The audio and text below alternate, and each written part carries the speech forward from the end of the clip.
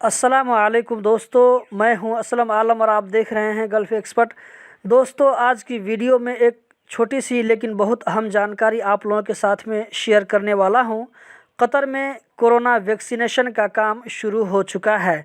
तो क्या जिन लोगों को वैक्सीन लग जाएगी तो वो लोग आराम से सफ़र कर सकते हैं या नहीं, जैसे पहले सफ़र करते थे, और ये कि वैक्सीन लगने के कितने दिनों के बाद वो लोग सफ़र कर सकते हैं। दोस्तों, आज की वीडियो में हम इसी के बारे में बात करने वाले हैं। HMC के हमद जनरल हॉस्पिटल के मेडिकल डायरेक्टर यूसुफ अल मुसलमानी ने कहा है कि जिन लोगों को कोविड-19 की वैक्सीन लग जाएगी तो ऐसे लोगों के लिए एहतराज़ एप्लीकेशन में एक नया फीचर लाया जाएगा।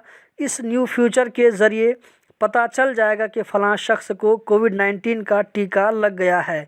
वैक्सीन लगाने का काम 2 स्टेप में होता है, यानी वैक्सीन का 2 डोज दिया जाता है।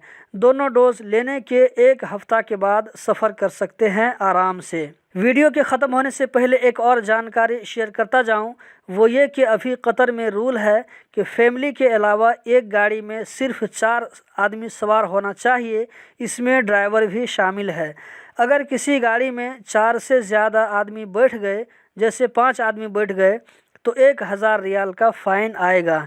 ये कम से कम है, सिचुएशन को देखकर ज़्यादा भी फ़ाइन आ सकता है, इसीलिए ड्राइवर लोग इस बात को ज़रूर ध्यान में रखें। तो दोस्तों, यही थी आज की वीडियो। उम्मीद करता हूँ ज़रूर पसंद आई होगी। कतर से रिलेटेड इसी तरह की छोटी छोटी जानकारी हासिल करते रहने के लिए इस चैनल को सब्सक्राइब करें, वीडियो को लाइक करें। वीडियो देखने का बहुत बहुत शुक्रिया।